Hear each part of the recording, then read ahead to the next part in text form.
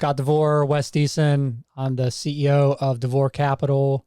Wes is the COO. And we wanted to come together today to do a kind of a recap video of a conference we just went to back at the end of August and the first couple of days of September. We were down in Hollywood, Florida, just north of Miami. We're at the Diplomat for probably the greatest entrepreneur event of the year, the Vault Conference, put on by Patrick Bet-David, Valuetainment, and it was 3,000 plus people. They had some really, really big names there at the event, and we're just going to do a recap. And so just kind of high level before we kind of go through the topics, what was your overall take of the event? Well, I mean, first of all, I just have to say that the conference was incredible. It's been a long time since I've been at a conference. I used to do conferences years back. I think probably everybody would say they've been at a conference, one time or another. I wasn't sure what to expect because, I knew we were going to see Patrick Bet-David. So to be honest with you, I didn't know a whole lot about Patrick Bet-David before we went. So, a couple of weeks prior, I start watching a lot of his videos, getting to know him. I'm like, man, this guy's good, man. He's solid. A lot, the stuff that he has to say, he's kind of all over the place with, being political and religious and different stuff. So a lot of that stuff's resonating with me. So I'm kind of, obviously I'm getting excited, and then we know there's some big names there. So I'm getting excited about that. But, before the whole thing started, I reverted back to some of the old conferences I've been to, and not that motivation is a bad thing, but a lot of those conferences are all built around motivating, get your rah jumping up and down. Right. You're screaming, you're sweating. Definitely there's a lot of value in that, and learning how to get your body and peak performance, Tony Robbins right there. But this was not quite that type of conference. Right off the bat, you got the sense that you're gonna spend some hours. You're gonna grind it out. It's called the Vault for a purpose because you are locked in. Yeah, they locked the doors. So if you ever do go to a Vault conference, make sure you go to the bathroom before you go. Empty the bladder. Because for sure. Man, you get kicked out, you don't get to come back in. I mean, he's pretty serious about that. Mm-hmm. You don't, and then honestly, you don't want to miss any of the topics. You feel like you come back and you're like, oh man, I'm behind in my book. I'm missing some great notes. You're missing some great nuggets. It was probably, I know you use the words X's and O's, but from a playbook standpoint, it was probably the best business conference of, we're here to actually tell you the A, B, C's, 1, 2, 3s. This is what you do. And then this is what you do. And then this is how you have to think if you're going to run a successful business. And there's people there that, ran $1 billion businesses, $100 million businesses. And then there was companies that have $1 million business there, and startup entrepreneurs. Yeah. Right off the bat, you got a great sense of what that conference was going to be about. Right when he stepped off from the stage, there wasn't even anybody that came out first. It was him right from the beginning, and 2 straight hours of just him diving right into it. So just from that standpoint, I thought it was just freaking awesome that, for the first time really as a conference I've been to, you feel like you learned more than you needed to. Like we're still digesting, here it is 2 weeks later, and you and I and the team, we're still digesting what all we learned, and we're debriefing, and we're going through, parts of the book and stuff like that. And obviously already getting excited for the conference next year. Yeah. It's the most reflection I've ever done. So like you, I've been to quite a few conferences. We both have a similar background, just with some direct sales and network marketing, where a lot of those businesses are based off of, 4 major events a year, small events in between. And it's really the reason why people do events is, there's a lot of great learning motivation, but the emotions are high. So major decisions are made at conferences, and that's why people go to them. That's why people are, really promote them. And like you said, it wasn't just motivation. I said X's and O's, and you said that as well. And it's really, strategic things to, like Patrick, he had a multi 9-figure exit from his PHP agency that he sold. And he basically shared everything from kind of the genesis of it to what he had to do in between to make that exit, and just completely transparent and phenomenal. Yeah. And, kind of what you kind of expect is you're going to learn a lot about yourself. I mean, personal development. I mean, I cut my teeth on, I guess I was actually thinking about this morning that, really where I cut my teeth was growing up in church, right? Personal development, that's the ultimate personal development, right? Yeah. But I didn't. I'm a kid. I'm growing up in church. That's just my, my parents said go Sunday, Monday, Sunday, Wednesday, Monday, Tuesday. I went every day of the week. I'm in church. I feels like, and I didn't know what I was learning back then. As far as understanding how that translates into real personal development. So it wasn't until I got into a network marketing, met a mentor of mine, and cut my teeth on Jim Rohn, which to me, I mean, he's easily in the top echelon of all-time greatest speakers in my mind. That is what was my first experience of personal development and really learning. And of course, this was no disappointment at this conference. I mean, the very first thing in this book is getting to know yourself. And, that was our first exercise and the first real big thing that we went through for the day. And then we had to close it up that night, so we're in conference from basically 7:30 a.m. till 9 o'clock at night, just solid. And your brain is kind of worn out and you've just consumed so much information. And then we had homework to do that night. So not only did we debrief as a team just to try to get our thoughts together, but then we sat down, had to take this homework seriously and do a personal identity audit. Yeah. And I don't know about you, but I took that pretty seriously.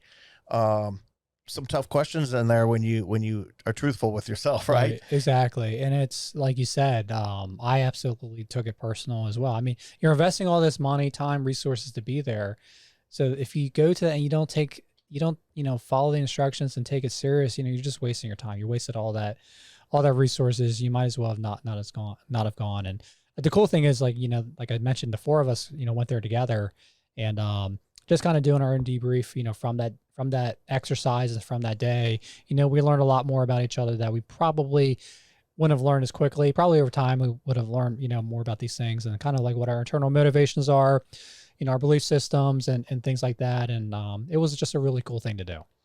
Yeah. I mean, I've been a part of companies before and really, you almost get taught not to care about the people that you work with. There's always that philosophy that you really don't get to know them. You really don't know what makes them tick.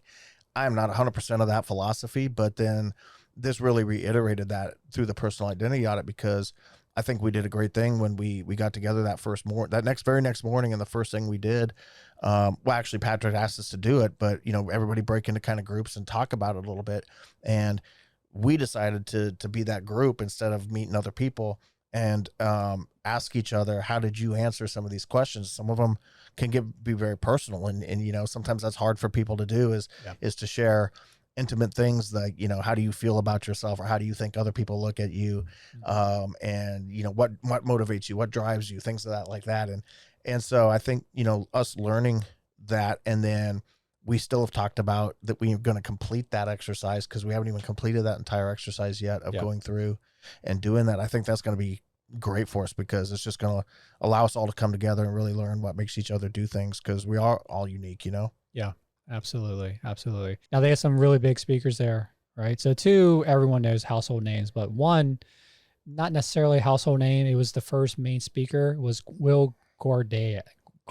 Will Guidara.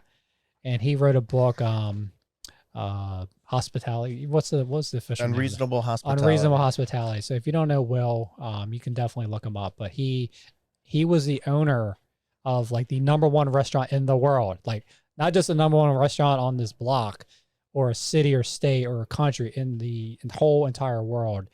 And his book kind of talks about what it took to get there. So I don't know if the story started, but there was a list published of the 50 best restaurants in the world, and they made a list of 50. And then they made it like number 50 that year, right? And he wasn't satisfied with that. And then over, multiple years, however long it took, he got to #1. And it was a great takeaway. So I don't know if you were familiar with his story before. But I wasn't, yeah. But actually, it's surprising. I think Pat, PBD shared on their exit survey that of all the names that were there, I think he was voted the #1 most impactful speaker, over Brady and over Tyson. That's crazy. I didn't know that. Yeah. I could totally see that though. Totally soft-spoken guy, but being part of my background over the years has been in the restaurant and, nightclub industry, call it the hospitality industry. Just hearing how he designed that restaurant to, I had no idea. Honestly, I had no idea there was such thing as being the #1 restaurant in the world. And there's some kind of class, you have to go to, what was it, Paris or whatever, somewhere overseas that classifies all of that. And, and once you make a determination that you want to go after that list, if you don't get in, you just don't ever get in. Right. So, they make number 50, I think it was the very first year. They were obviously disappointed, but, they can only go get better from there because they can't get any worse or they're out.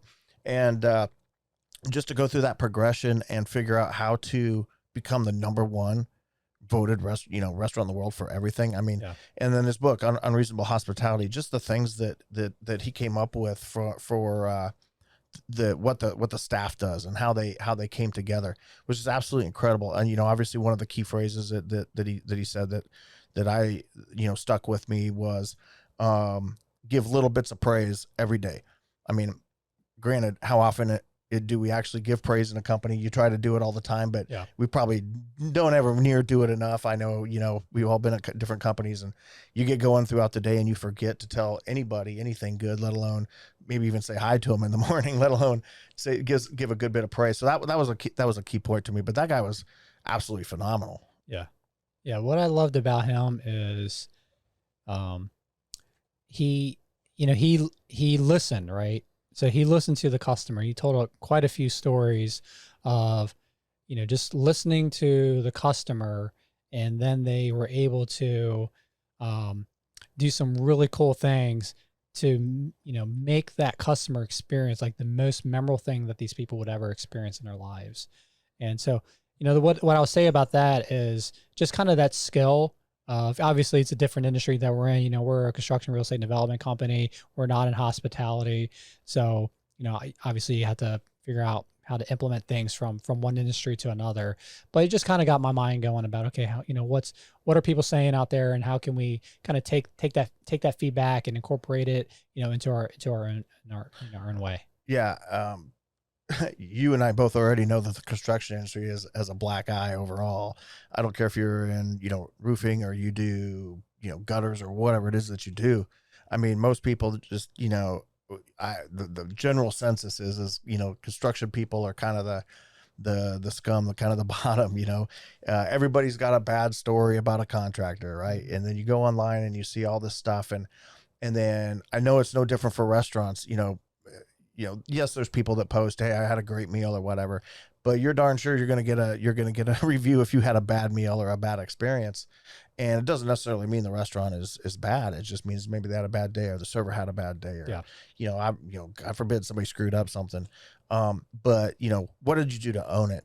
And I think that was, like you said, they listen to their customers. And I know we've already talked about it with our company, is knowing the industry, knowing our people, and then really listening, seek first to be understood before, I need to be understood kind of thing, to understand.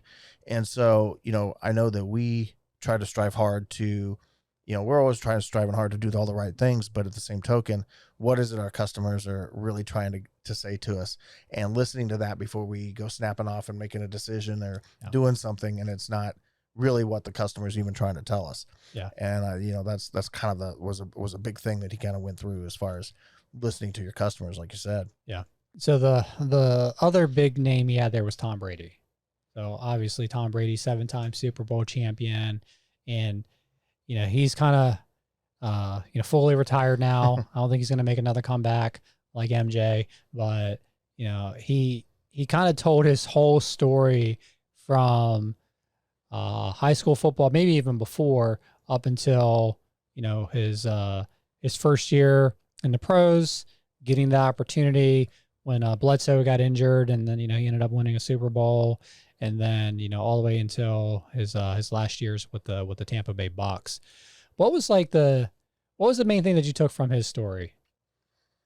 Well, I mean, there were several things. I wasn't necessarily I wouldn't say I was a Tom Brady fan going into it. I'm a Denver Bronco fan. So, you hated the Patriots because they're kicking our butts all the time. And it was a rivalry, him and Manning. Come to find out they're like super close friends. So that made me feel pretty good. But I'll tell you what, I left that 90 minutes with him with a huge amount of respect for Tom Brady. Like, that dude is the dude. Like, he is absolutely solid. I knew he didn't have all the talent in the world, that, you know, he made it through discipline and everything else. I kind of already knew that about him, but I had no idea that he never really started for anybody. Like, he wasn't even the starting quarterback in his, you know, high school losing year team that didn't even make, you know, starter of. Yeah, they won 0 games and he was the backup. And he was They're the backup. 0-12 and he was the backup. You know, so you know, and then he's got to get through that, and then, you know, he's only getting a couple reps here and a couple reps there. But the one of the biggest things that he said, and man, I was just all over it when he said it, was when he was I think it was the pros. It was either that, no, it was college, and he was like the 5th string backup. Mm-hmm. You know, when they used to carry that many quarterbacks on a team, and it could have been pro. I might get it wrong, but he's only, you know, the main quarterback, the starter, he's getting all the reps, you know, 8 out of 10 reps. The other guy's getting a couple out of 10, and then it comes down to Brady. He's only getting like 2 reps. Yeah. And so obviously he's not feeling like he's getting any better because he can't get any reps. He can't show what he can do. And he's crying about it. You know, he's just like, man, this sucks. You know, how am I gonna get into that position? And he goes to a mentor, his a quarterback's coach, I think, or one of his old coaches. Mm-hmm. And this coach goes, Tom, look, you're looking at this all wrong.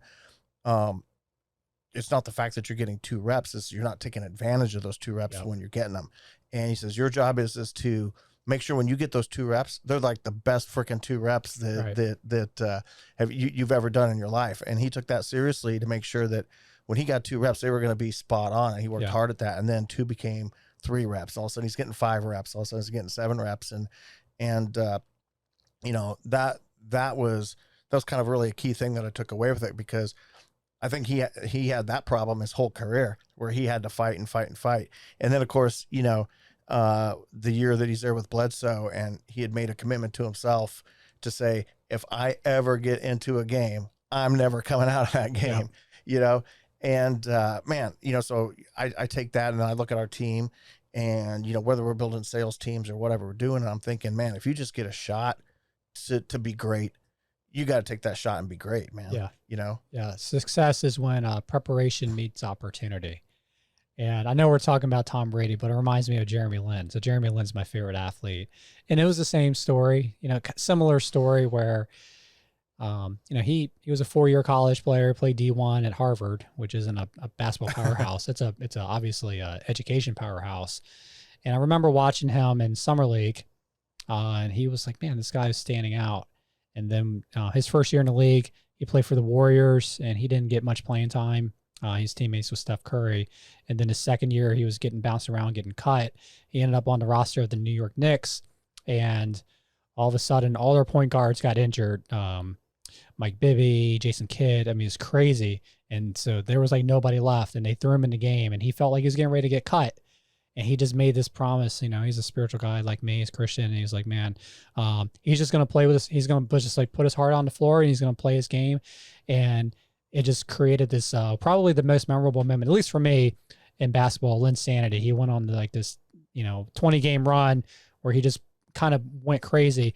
And it wasn't just because he had the opportunities, because he was prepared. So bringing this back to the Tom Brady thing, like he said, when I got those 2 reps, I was going to play those 2 reps like it was the Super Bowl 4th quarter and the game was on the line. And he just put it out there. And obviously, you know, his story, he's a legend. You know, he considered, you know, the greatest of all time. You didn't get to go to the conference, man. Hopefully you guys go to the next year. You might, you know, but because I'm sure it's going to be amazing. And you know, he asked, you know, going after that 7th ring, because of course Belichick has 6, right? Jordan has 6 rings, and he's asking Tom Brady at the end, all right, just between you, me, and 3,000 people, you know, did you do it because you wanted to beat Belichick or beat Jordan? And he's, you know, total class. He's just like, man, I just wanted to go get it. It was for me. Yeah. And, you know, keeps hammering. I'm thinking that he had to go, there had to be something. We even all voted for it after, you know, it was over, after he was gone. I think it was 50-50 splits, most, you know, whether he went after that 7th ring, but, just as the fact, you know, 7 rings obviously is amazing, but at his age in the NFL, I mean, you just saw Aaron Rodgers just get hurt, you know, in the first 3 plays of the game. You know, here it is, a big season, they're paying him all this money, and boom, an ankle injury. Yeah. So obviously anything can happen. And he's 40 plus years old, Yeah. going into the NFL, getting racked around in there. And those guys are big and fast. And the only option he had, he said, was to make sure his body was in peak performance. Yes. And the dude, with his diet, and I've already read on that. But I'll tell you this is something, and I'm going to do it. I haven't done it yet, but he kept referencing something over and over again. I didn't know what he meant. And I went and looked it up to figure it out. He kept saying, there's only one person that matters. There's only one person that can make a difference, and it's the man in the mirror. He kept saying the man in the mirror. I'm like, yeah, okay, I can get that. I'm looking in the mirror. It's me. I'm the guy. But he said he kept looking at the man in the mirror. He put that on his mirror. And actually, I went and looked that up, and it's there's actually it's almost like a poem, but there's actually a poem, a phrase thing out there that's called the man in the mirror. And I'm pretty sure that's exactly what he's talking about, because it just fits 100%. And you slap that up on your mirror and you look at that every day, and then look at yourself, because, the only way you're going to make a difference is if you make a difference. Right. And so when he was down and he needed to pep himself up, he knew there was only one guy that's going to be able to do that. And that was him. And not everybody can do that. I mean, that discipline every day. Like he said, you can do it for a day. That's great. Can you do it for a week then? Then if you do it for a week, can you do it for a month? And then if you do it for a month, can you do it for a year? Yeah. The answer to that on a lot of things is no, man. That's hard to do. Yeah. So can you do it till you're 45 years old, still playing in the NFL? That's incredible. Yeah. The other thing that he said was his naivety. How you say it? He was naive. He's naive. Yeah. Naivety. Right. And that was, he said that as a pro, not a con.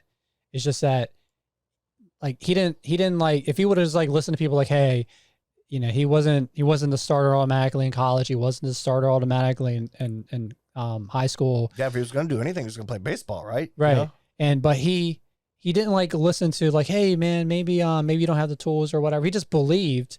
He was just so naive that he just believed that he was going to get us a shot, and he's a winner.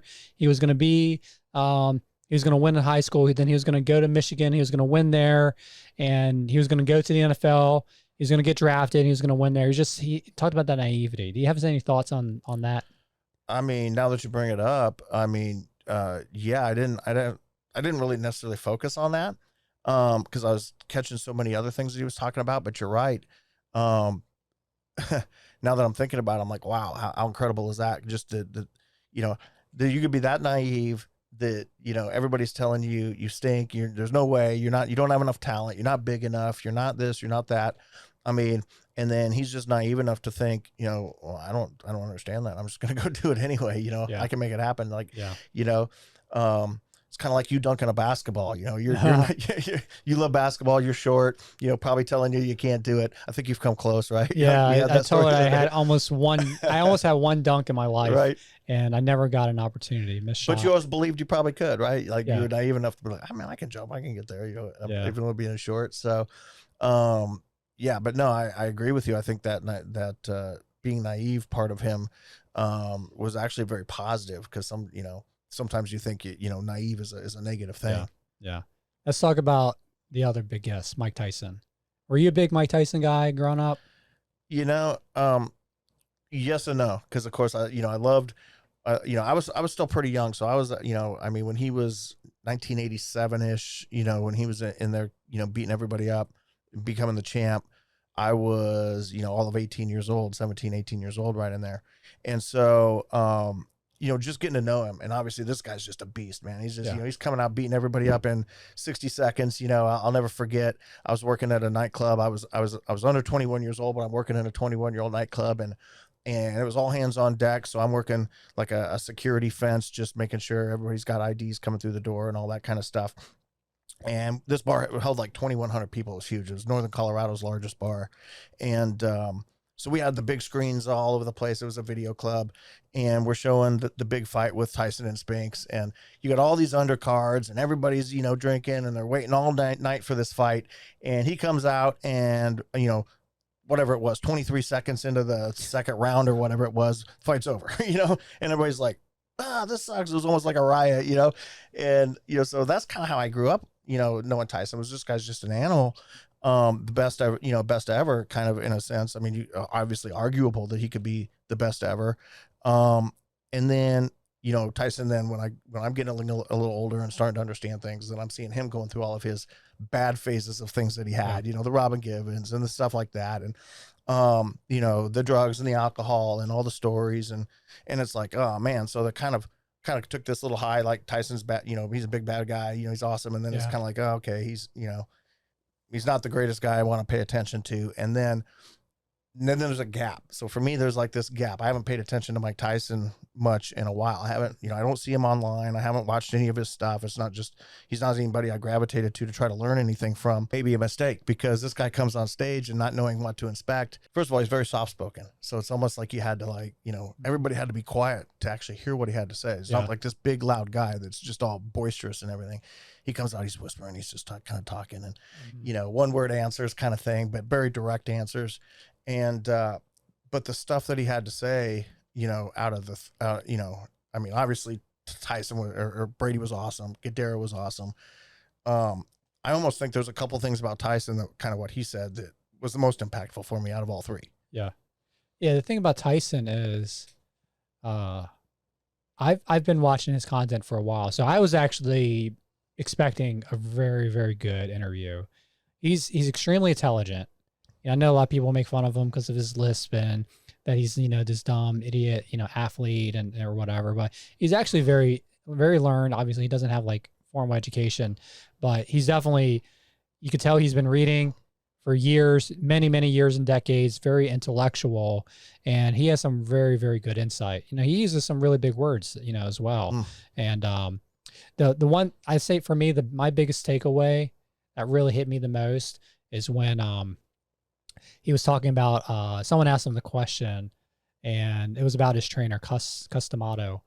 And, basically that guy just believed in him. So here's a guy, New York, Brooklyn, I forget exactly where he grew up, you know, just running the streets, getting a fight, just this hellion of a kid.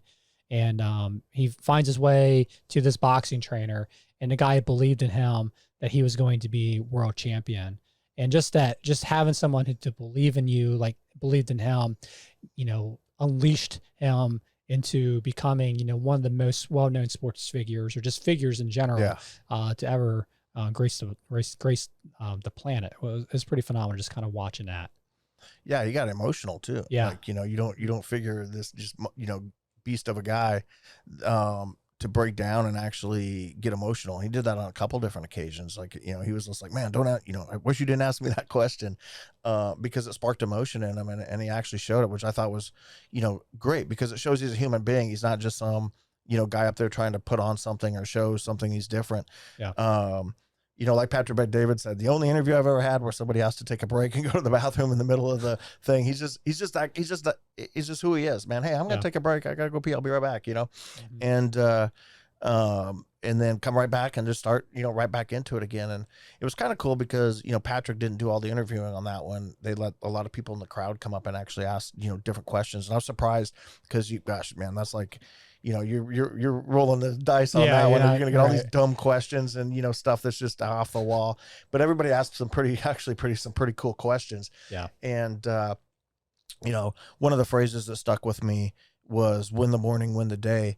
You know, that, you know, his goal every day was to get up, do the crap that he did not want to do. Like that was the key. Like, you know, get up early, go run, go do 1,000,000 jump ropes, you know, do push-ups, do all these things. And after a while, he's like, man, I don't want to do it. But to be successful, he knew he had to get up and he had to go do those things.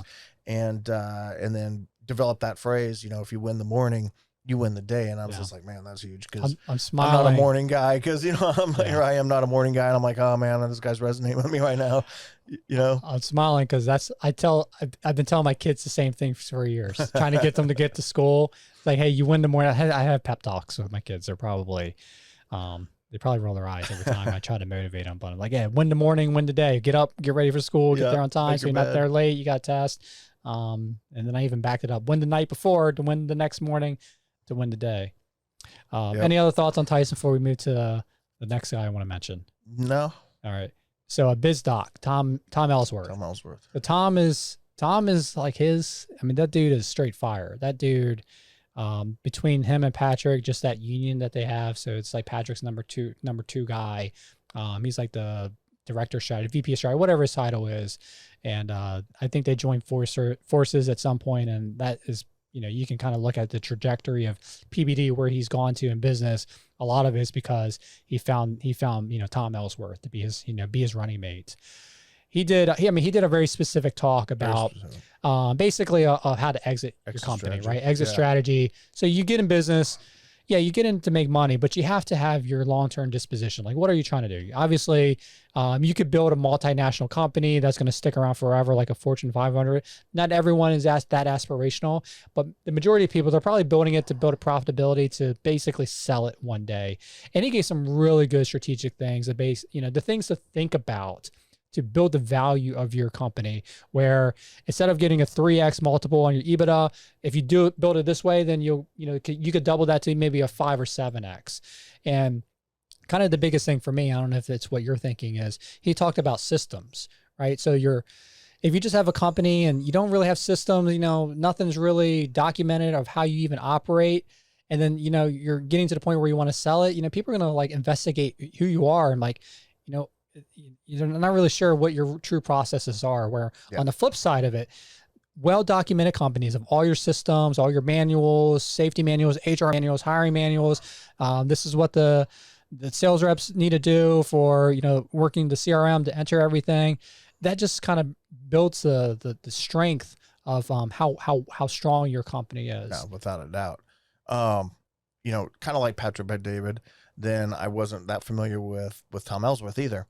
And so, of course, now I've gone and watched a lot of his stuff. I've subscribed to his page. Did not know this. Think it's pretty impressive that, so he gets out of college and he goes and immediately starts working for startups. I don't know if he just kind of fell into that's just the way it was, or he kind of knew already at a young age that startups was the way to go. But he ends up at this small company that builds their first division called, Sprint Wireless. That's a pretty small company, right? Oh, I didn't know that. That's awesome. Sprint Wireless. And so he's leading the charge to do, and so Patrick Bet-David was talking to him, and apparently he is the father, if you will, of the unlimited plan. What? He is the guy that came up with the unlimited plan that changed the whole scope of everything. Sprint took off, blew everybody out. Took all sorts of market capital from capital from every, all the other markets. And, I thought that was pretty impressive anyway. So it's like, man, okay, obviously this guy's really sharp, but, watching him on stage and getting to really just hear him for the first time at that point in time. I thought, obviously this guy's he's just on another planet as far as what he knows to do. And, I've ran businesses before. I've had businesses. I've succeeded. I've failed. Not always have I thought about exit strategy and being 15 moves ahead. I mean, you'll hear Patrick say all the time, what's your next 5 moves? What's your next 15 moves? And, sometimes you have an idea. Yeah, I'd like to build this company up and let's sell it. But that's an idea. That's a vision. But what's going to be the strategy behind that? And, for him to kind of lay that out step by step, you got to get your slide deck, you get, here's how you put that together. Here's how you get your numbers together. But yeah, your systems is right. I mean, I've always learned systems stands for save yourself time, energy, and money. And that's really exactly what system stands for. I mean, I had to think about that. That's why STA. Yeah. So, and it's totally true. I mean, just today in the office, I was I was on the phone with Acculinks, which is our CRM system. And I was just like, man, we're doing something that takes us three things to get one thing done that this system should do in one shot. And he's like, you're absolutely right. We just got to teach you how to do it. And then now that's got to then transform into a SOP and so on and so forth, so that anybody coming in can run it. And then, of course, when we're thinking exit strategy, that's what they want to see is, man, we got this stuff down so that, we're all marching to the same beat. Everybody kind of knows what's going on. Anybody can come in and tell anybody kind of what's happening in the company, knowing where you are. Yeah. And that's the big thing, is just knowing where you are. Yeah, absolutely. I love BizDoc. I mean, I used to live in LA, so a lot of things that he was, kind of part of his background. He went to Pepperdine. I know a bunch of people went to Pepperdine to get their MBAs, and just the geography he was in. So just a lot of relatability with him, and also with Pat, just from that standpoint. those were all like the main speakers, and Patrick, obviously, he probably was speaking 80+% of the time. And, he went through this whole workbook. Yeah. Right. So the whole workbook was basically I think they had like 5 moves. So it mirrored his book, The Next 5 Moves, and, kind of took us through the whole thing from start to finish, from, day 1 to the day 4 when it ended. And kind of as we're kind of wrap up this video and close it out. But the thing for me, when Patrick had like those, the 10 things, I don't know if you can pull it up real quick, but the last number 10 was like bold moves. Was to make bold moves. And we've been speaking that, like, we're like, that's been our chant. It's like, it's definitely been our war cry, is to make bold moves. And just kind of thinking about companies or people, or even just individually, when you get to like a higher level in life, it's probably because there was a major decision, or, a bold move, happened with that. And, I started this company 8 years ago. I was a corporate guy for 15 years, and I made a bold move. I said, you know what? I got to a point in my life where very grateful and thankful for my corporate career. Like I said, it gave me the skills that I wouldn't have gotten if I didn't have, the path that I did. But, I'm just this entrepreneur internally, and I wanted to, do my own thing. I wanted to do it outside of, all these other things I was affiliated with, and I made a bold move. And, so I look back at that. And so the reason why I bring that is, at the very beginning of this video, I said, the reason why there's conferences, because the emotion is high, major decisions are made, and bold moves are made. And he talks about, one of the things that Pat talked about was getting to the next room, get to the next room. And so kind of like, as I'm formulating my thoughts around it, is if you, in business today, to kind of get to those next levels, you got to get into those next rooms. And sometimes that might require an investment, not that it requires that every single time, but we left there, making a bold move. We made a decision that we wanted to be in that main room, because the conference ended actually with a big, massive party at his house.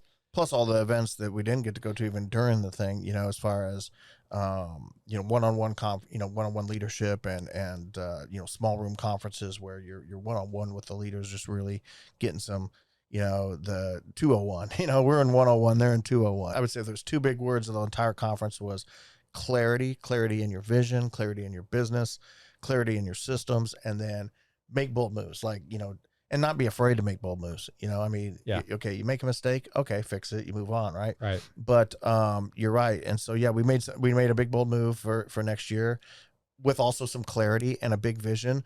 There's 4 of us that went. Basically, our C-suite team went this year. And next year we're coming back with everybody, and we're looking to hopefully bring, 10, 15, 20 people Even with more. us next year. Yep, absolutely. Because just imagine, so imagine if, right, that was another thing that kind of resonated, was just imagine if, you had 15 people that came back as fired up as we were, with some clarity and some vision of how to take their personal own self to the next level.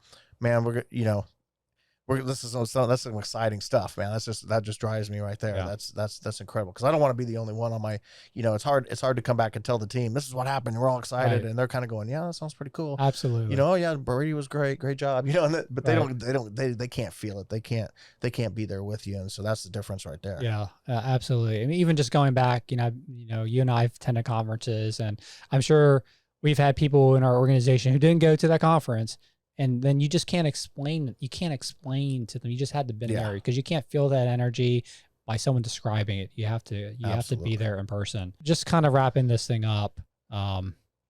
What was maybe one thing that we haven't talked about that you would say is a really key thing that you learned or experienced? The personal identity audit. If anything that I've been going through the book, in my own personal time, and kind of going back to, was refreshing my thoughts and my answers on my personal identity audit. So I keep going back and I'm looking at, how here's question number 1. How do you think the world views you? How do you view yourself? Stuff like that. Yeah. I mean, that in-depth stuff. And, I think, speaking personally, it's easy to get away from personal development. I mean, Jim Rohn, I think it was Jim Rohn, said this famous quote, and I know it was him. He said, you know, what's easy to do is also easy not to do. Right. Sometimes the easiest things to do, like read at night, you know, instead of watching TV and, you know, being lazy, whatever, read 15 pages. And I think it was Jim Rohn once again, you know, just imagine if you read 15 pages, 5 nights a week, the average book's about 100, you know, self-help book is about 160 pages or so. You're going to read 12 to 15, 20 books a year on personal development. Just think how much better you'd be at the end of the year. And is it that hard to read 15 pages a night? No. But because it's so easy to do, it's also easy not to do, just like diet, just like anything else, right? You know, it's easy to not eat as much, but it's also easy to not eat so much, you know? So it's like, so I took from it more, you know, I loved every piece of it. You know, I got so many nuggets, but my personal thing is just reverting back to remembering how good it was years ago when I was totally immersed into personal development. And that's all I was doing, and that's the life I was living. I'm reading books. I'm listening to tapes. Yeah, that shows my age a little bit. I'm popping tapes in the car. I listen to tapes too, man. Trying to find, you know, I listen to cassette tapes as well. Six sleeve CD player, you know, because Alpine that I had to have, you know, popping those in and listening to those constantly, and you know, never even listening to the radio hardly and things of that nature, but I remember during those times, my language changed, you know, the way that I spoke. I didn't speak in, you know, things of negativity, you know, things weren't issues, they were challenges, you know, and things were, you know, when things happen, not if things happen and stuff like that. And then I catch myself all the time, especially these last couple of weeks now, when stuff like that comes out of my mouth and I'm like, you know, I got to fix it right then and there and change it and start to immersing myself back into personal development again. So to me, honestly, of everything, that was the best thing for me to ever could have happened. So for me, I kind of going back to the word clarity, and you know, so we implemented this right away. We kind of regrouped as an organization. We had a big team meeting last week. You know, we just you know, we've actually been debriefing multiple times on the conference, but we called a meeting with the organization. We got together and we reevaluated you know, our mission, our vision, and our values. The thing with that is with the clarity, you know, as the owner of the company, I basically kind of set, hey, these are our main priorities. So I have 4 of them: culture, which was the values of, you know, the core values, the vision, the mission, our sales process, you know, improving that as a company, our systems that we've already been talking about, getting our systems locked down, and then our blue ocean strategies, and probably things that would have just naturally done over a longer period of time. But getting to that event made us focus, made us unified in our vision and our message and our strategy moving forward. And, you know, it just goes to show, man, yeah, there is a financial time investment being away from the family, you know, was down South Florida, you know, so there's opportunities to have some, you know, some fun leisure time down there for sure. But, highly recommend getting conference, highly recommend going to the vault next year. Like we said, we're already doubling from last year, and we're going to even double from what we're already anticipating. Yeah. So Scott DeVore, Wes Deason, you know, thank you for listening to our full recap of the Vault Conference with the man, Patrick Bet-David. I got another video, just kind of my first debrief where I kind of share my thoughts on Taylor Swift, Gilbert Arenas, and my 6 key takeaways. So definitely check that out. But thanks for tuning in. Check out our page. Look at DeVore Capital. We get some more information. You know, like I said, we're a construction, real estate, and development group of companies, headquartered Jacksonville, Florida. We take over the whole entire state. We're looking to crush it, you know, so that's what we're going to do this year and moving forward.